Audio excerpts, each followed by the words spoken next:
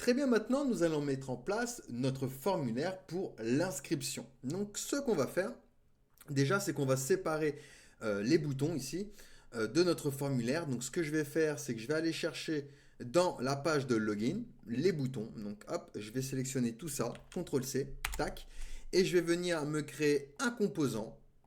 Donc que je vais appeler par exemple buttons provider. Donc .tsx. Donc comme ça, ici, on va s'en servir comme composant. Je vais utiliser donc use client. Alors, use client. Ici, on va faire un RFC. Alors, j'étais en majuscule, il me semble. Voilà, nickel. Et donc ici, on va pouvoir se return nos boutons. Tac. Je vais venir chercher bien sûr les imports de logo et la fonction sign-in. Tac, nickel. Et ici donc, on peut effacer ça et ça. Nickel. Parfait. Et du coup ça, on va venir se l'importer. Donc buttons provider. Hop et hop. Donc on vient afficher notre composant. Donc normalement, si je refresh, je suis censé avoir mes petits boutons, voilà, qui s'affichent juste ici. Parfait, nickel. Donc maintenant, je vais copier toute cette page, CTRL A, hop, et je fais un CTRL C, et je vais venir me créer une nouvelle page que je vais appeler donc register. Alors, oups, c'est celui-là que je voulais fermer. Et dans register, donc, on va se créer un page.tsx. Et on se colle, du coup, ce qu'on a copié. Donc avec inscription juste ici. Alors, alors on va aller sur register directement. Register. Voilà, on est bien sur inscription, on est bien en flex call, donc ça, on va se le laisser. Et donc ici, à chaque fois, on va se créer un composant. On aura un formulaire form register.tsx et j'aurai également donc form login.tsx. Donc on va commencer par le register. Donc ici, je vais faire un RFC. Et bien sûr, je vais venir donc me l'importer sur ma page. Donc ici, on va venir faire un import form register from et on vient l'afficher juste avant nos boutons. Comme ça, on aura notre formulaire ici. Alors ça, on va pouvoir se l'effacer pour le moment. Donc ça également. Et on aura à peu près donc la même chose. Alors, oups. Sur notre autre page, donc le login. Donc ici, ce sera par contre form login qu'on va venir importer comme composant. Hop, nickel. Alors, on va s'occuper d'abord de notre formulaire d'enregistrement. Ok, donc on va avoir besoin de pas mal de choses. On va d'ailleurs gérer le schéma de validation et on va utiliser pour ça la bibliothèque Zod. Donc, je vais faire npm install et on va donc install Zod. On va également install React-Hook-Form pour gérer les formulaires donc avec Next.js. On va également s'installer, alors c'est @hook form / resolvers comme ceci.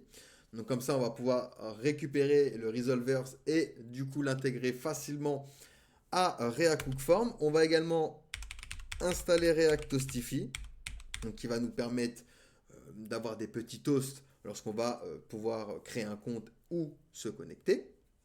Ok. Et puis c'est tout. Donc on se l'importe. D'ailleurs, on va devoir import également le CSS de React-Hostify. Donc ici, je vais taper React-Hostify. On va aller ici sur le site d'NPN. Et on va aller récupérer tout simplement ici, vous voyez, ceci. Je le récupère. Et je viens me l'importer alors dans le formulaire. Donc juste le toast container, par contre, on va pas le mettre ici. Le toast container, on va venir le mettre dans le layout directement. Donc là, hop, je m'étais copié la ligne. Et je vais venir afficher donc le toast container juste après la note. Hop, nickel. Donc on se l'intègre directement en gros dans le layout. Donc une fois qu'il nous a installé nos dépendances, on peut retrouver dans le package normalement au niveau des dépendances Hookform Resolvers qui est installé. On a normalement React Hookform également qui est installé. Et on a également donc Zod qui est installé. Parfait.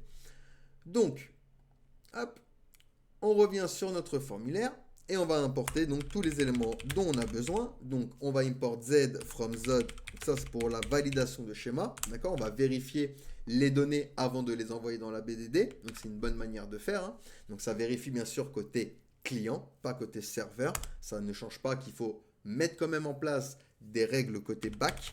Et ici, on va import également useForm. Donc from, ça vient de React Hookform pour pouvoir utiliser donc ce petit hook et mettre en place notre formulaire. Ensuite, on va prendre Zod Resolver. Donc ça vient de la bibliothèque @hookform resolver / et on va bien choisir Zod puisqu'on utilise Zod. On aurait pu utiliser Yup hein, qui est également une bibliothèque pour la validation de schéma. On va import également la méthode create user with email and password from Firebase /hot. On va également import doc et setDoc donc from Firebase /Firestore. Et on va import également donc nos variables hots et db de notre fichier de config. Donc ça vient de from. Donc on va aller chercher ça dans app, db et Firebase config. Parfait, nickel, nickel. Donc on a importé Z, on a importé nos toasts, on a importé useForm. Alors juste les toasts, je vais le descendre ici. Et il nous manque useRouter. Il nous manque useRouter du coup pour gérer du coup la navigation, la redirection de l'utilisateur. Ok, on a tout ce qu'il nous faut. Donc maintenant, vu qu'on est en TypeScript, on va devoir gérer le type de nos données. Et pour ça, on va créer une interface, par exemple, que l'on va appeler FormData. Et on va lui dire que FormData, il aura un email de type string.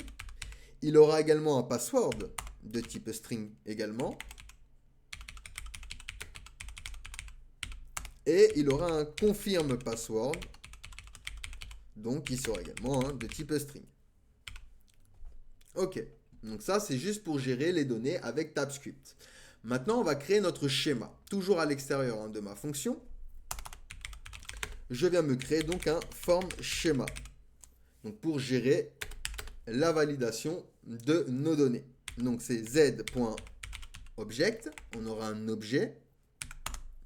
Cet objet va avoir donc un email que l'on va vérifier. Donc on va faire un z.string pour lui dire que on veut une chaîne de caractères. .min, donc on veut au moins un caractère minimum. Sinon, tu nous envoies un message. Ce champ est requis, par exemple. Ce champ est requis. Comme ça, l'utilisateur, il ne peut pas l'envoyer à vide. On va lui dire non, on ne peut pas. Le champ est requis. OK. Ensuite, on va lui dire .email.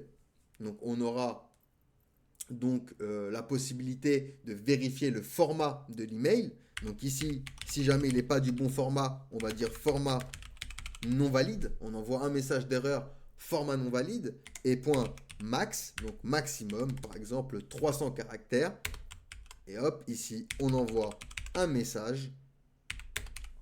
Donc votre email doit faire au minimum 300 caractères, par exemple. Hop. Donc là, on vient vérifier, vous voyez, le champ email. Et lorsque on va vouloir envoyer directement le formulaire, par exemple, à vide, et ben, le schéma va nous permettre d'envoyer des messages d'erreur directement et de vérifier l'email, le format de l'email, sans avoir à mettre du regex en place. Donc on aurait pu le faire nativement avec JavaScript en faisant du regex, mais là, pas besoin de regex. Grâce à cette librairie, on va pouvoir mettre très facilement, donc du coup, des méthodes de validation. Donc ici, ce qu'on va faire, c'est qu'on va faire une petite virgule et je vais dupliquer tout ça. Et on aura donc un champ password qui sera lui également de type string. Par contre, il ne sera pas de type email. Donc on va effacer tout ça. On peut mettre min, on va lui dire par exemple, on attend minimum 6 caractères dans le password. Et ici, on va lui dire le mot de passe. Le mot de passe doit contenir au minimum 6 caractères.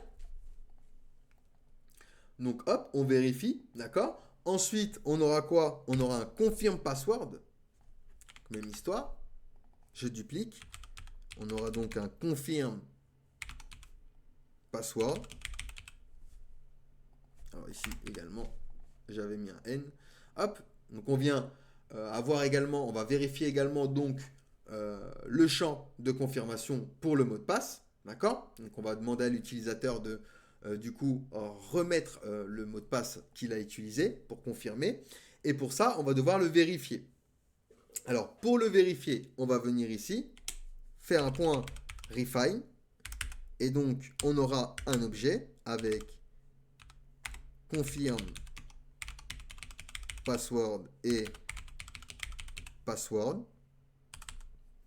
Et donc du coup ici, on va dire que tu vas return confirm password strictement égal à password. Donc ici, alors c'est confirm avec un N et ici j'ai mis un M, voilà. Donc sinon, tu nous envoies un message d'erreur. Donc ici, je vais venir ajouter une petite virgule et je rajoute donc un message d'erreur. Les mots de passe ne correspondent pas. Donc les mots de passe ne matchent pas. On utilise refine pour comparer du coup confirm password et password. Si jamais ils ne sont pas égaux, alors dans ce cas-là, hop, on renvoie le message d'erreur. Puis, on va le lier à pass. On ouvre les crochets et donc ce sera confirm password. Parfait. Donc là, on a notre schéma de validation. Parfait, nickel. Ensuite, on va venir ici se créer une async function pour pouvoir donc envoyer l'utilisateur dans Firestore. Car là, on va l'envoyer dans la collection, mais on ne va pas l'envoyer dans Firestore pour l'authentification. Donc ici, on va faire une async function que l'on va appeler adduser to Firestore. Alors, hop, store, ok. Et donc, il va y avoir un user ID qui sera de type lui string, donc on le précise. Et on aura un email également, bon, de type string. Hop, on précise, on est avec TypeScript, donc on vient faire du typage. Ensuite, on aura un try et un catch. Donc, on vient capturer les éventuelles erreurs. Hein. Et donc, ici, on aura error. Hop, donc en cas d'erreur, console error, error. Sinon, pour le try, on va venir faire un const userRef pour récupérer la ref. On va faire un doc et on connecte notre database avec DB. users et on lui place également donc user ID. Ensuite, on va lui dire await. Donc, on attend que la promesse soit résolue et on vient setDoc, donc userRef, et on vient push donc l'email de l'utilisateur dans notre collection. Hop, ok. Sinon, on nous envoie une erreur. Donc maintenant, nous allons pouvoir nous créer notre formulaire. Donc je vais venir déjà récupérer router. Donc use router. Ensuite, on va venir récupérer les fonctions de useForm. Donc register, handle submit et form state, ça c'est pour les erreurs. Donc error est égal donc à useForm qui va respecter notre interface form data. On n'oublie pas, on est avec TypeScript, hein, on vient typer et on vient balancer donc le resolver. Donc on vient connecter notre schéma, zOdResolver, form schéma. Et on vient donner des valeurs par défaut, donc défaut value, et on aura donc un email qui sera égal à une chaîne de caractères vide pour le moment, et de même pour le mot de passe. Donc ici, password. Parfait. Ensuite, on aura donc une async function, donc onSubmit, qui aura value en paramètre, et on précise qui va respecter notre schéma. Donc z.infer, type of, form schéma. Et même histoire, on va faire un try et catch pour venir capturer donc les éventuelles erreurs. Donc hop, try, et donc on aura également catch avec error qui sera lui de type any. Et si jamais on a une erreur, on va envoyer un toast. Donc on utilise Toastify et il suffit simplement de faire un toast.error et on envoie error.message. Hop. Donc je rappelle que React Toastify, il suffit simplement donc d'importer le CSS, d'importer les toasts et d'afficher donc le toast provider qui nous l'avons importé, je rappelle ici dans le layout, hein, le toast container, hop, que l'on a affiché juste après notre nav. Et il suffit maintenant pour l'utiliser, simplement, vous voyez, d'utiliser donc la fonction toast, hop, ici, toast.error pour un toast d'erreur ou toast.success pour un succès. C'est ce qu'on va faire d'ailleurs ici. Ici, on va faire un user credential. Donc, est égal à await. On attend que la promesse soit résolue et on utilise un create user with email and password. On utilise auth pour la connexion et value.email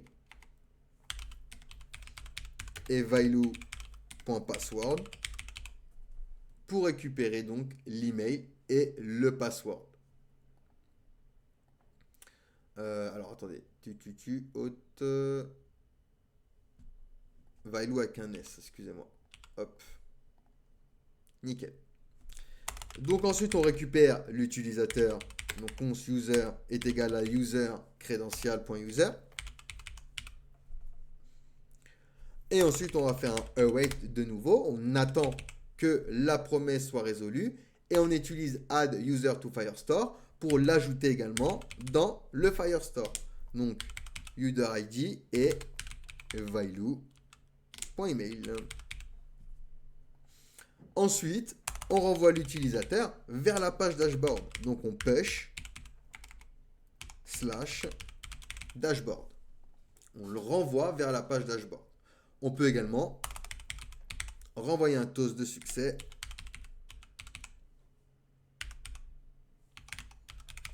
Compte créé avec succès. Hop, nickel.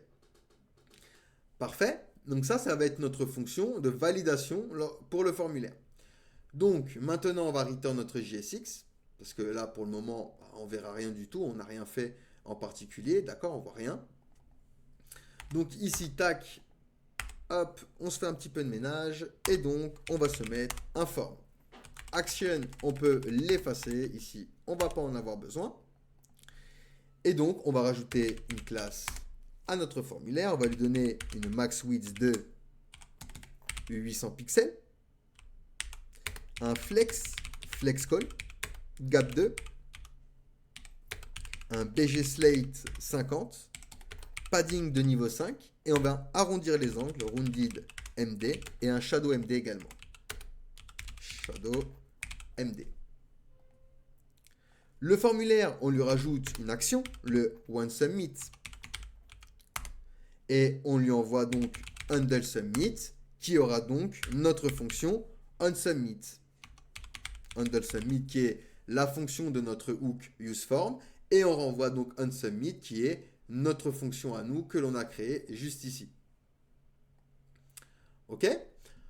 Ensuite, une fois qu'on a fait ceci, à l'intérieur, on aura donc un label. Alors, hop, label, à qui on va lui donner d'ailleurs une petite classe text slate, c'est pour la couleur, 900. Et donc, on aura ici email. Alors, oups, email. Et ensuite, on aura donc un input qui aura la classe h10 pour la hauteur, border slate 900. Et on va lui mettre également du padding de niveau 4 et un rounded MD pour arrondir un petit peu les angles de notre input. Donc ce sera un input de type email et on va venir enregistrer avec useForm en ouvrant nos accolades, 3 points register, on l'enregistre sous le champ email. En cas où, si jamais il y a une erreur, on envoie ici donc error.email. Alors, .email. Donc si c'est true, directement, tu me renvoies donc un P avec l'erreur. Donc ici, on va faire un error.email.message. Ce P là, on peut lui rajouter une petite classe, juste histoire que le texte soit en rouge, texte red 500. Donc si jamais il y a une erreur, on va l'afficher juste en bas de notre input ici. Donc maintenant, je vais faire la même chose pour le password. Donc, Alt Shift flèche du bas. Ici, ce sera donc pour password, mot de passe. On vient l'enregistrer avec register sous password. Au niveau de l'input d'ailleurs du type, on peut lui dire password parce que ça existe en HTML native, l'input de type password. Et du coup, si jamais il y a une erreur, donc ici, même histoire, on vient donc mettre un error.password. Si c'est true, tu renvoies error.password.message. Tu nous renvoie le message. Donc ici, on va refresh et j'ai bien ici mot de passe. Donc là, je vais dupliquer ça et on aura également confirmé le mot de passe. Confirmer le mot de passe. Donc pareil, ici, on va utiliser donc confirme. Alors, confirme password. Hop. Et ici également, error.confirm password. Hop, on vient afficher donc le message. Au niveau du type, on peut laisser password. Et alors, que je vérifie ici. Ici, le HTML4, on n'en a pas vraiment besoin. On va se l'effacer. Ok, donc j'ai bien ici email, mot de passe et confirme password. Bon, maintenant, il va falloir le bouton de soumission. Donc, je viens ici en bas, me rajouter un button. Je peux dire 2.submit pour lui préciser directement le type, lui dire que tu seras de type submit.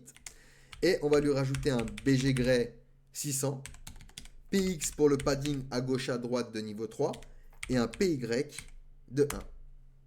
Alors, hop, c'est PY1. On va mettre même 1.5. On va rajouter text white pour mettre le texte en blanc. MY3 pour la marge en haut et en bas et rounded pour arrondir les angles. Et lorsqu'on va aller over, on va faire un BG Gray 700. Ok, nickel. Et donc à l'intérieur du bouton, on aura inscription. Ok. Si j'essaie d'envoyer, hop, ce champ est requis. Le mot de passe doit contenir au minimum 6 caractères. Les mots de passe doivent contenir. Ok, nickel. Donc on a bien notre validation qui fonctionne. Il a vérifié avant d'envoyer. On ne peut pas envoyer tant qu'on n'a pas validé le schéma. Maintenant, ici, si je rentre mdc@gmail.com, ah, format non valide, il attend un format valide, nickel. Ici, je commence à mettre un mot de passe, hop, 6 caractères, il s'efface. Ici, j'en mets un, mais avec un caractère différent, hop, les mots de passe ne correspondent pas. Hop, là, ça correspond, donc je vais pouvoir cliquer sur inscription et hop, compte créé avec succès. Et on nous renvoie donc sur le dashboard, mais on verra ça, hop, un peu plus tard, pourquoi il y a cette petite erreur. Alors, hop, on va revenir, par contre, sur register. Ok, nickel. Au niveau de NextHots, de Firebase, pas de NextHots, eh bien, on a bien ici une collection user, et on a bien push, vous voyez, mdc@gmail.com. On a bien push dans notre BDD l'utilisateur. Maintenant, si je retourne, alors hop, on va aller voir notre application. Alors pourquoi il ne veut plus... Alors attendez, afficher tous les projets, NextHots App, et on va accéder à... Là, je ne le voyais pas. Voilà, l'authentification, et on a bien ici, donc vous voyez, notre identifiant également. Donc on l'a envoyé dans Firebase Hots et dans notre database. Et on a bien récupéré donc notre utilisateur. Donc parfait, c'est nickel. Donc on peut bien s'inscrire. On verra après pourquoi on a une erreur. De toute façon, c'est assez simple. Hein. Pourquoi? C'est parce que la page login, vous voyez, hop, elle n'est pas configurée encore. Donc ça, on verra ça après. Juste après, vous allez voir, c'est assez simple. Maintenant, il va falloir justement un petit bouton pour si jamais l'utilisateur, il a déjà un compte. Donc, hop, on va se faire un petit A avec un text red 500. Et on va lui dire que lorsqu'on va aller over, on va changer le texte en red 600. Et on va lui dire déjà un compte. Alors, oups, pas dans le href, pardon. Dans l'encre de lien, déjà un compte. Connectez-vous. Et donc, dans notre A, on va rajouter un one-click égale. Et on vient chercher router.push. Et on vient push donc dans login, sur la page login. Oups, login. Donc, si jamais l'utilisateur il n'a pas de compte, il appuie ici et il se retrouvera donc sur la page login ici. Ok? Parfait. Alors, on peut revenir sur register. Ok, nickel. Est-ce que... Alors, je vois que lorsque je le survole, il n'y a rien. Ah oui, c'est parce qu'il y a le href que j'ai enlevé. Voilà. Hop, nickel. Parfait. Et donc, on a bien notre page inscription. Allez, posez-moi des questions si vous en avez. Sinon, nous allons passer au formulaire de connexion.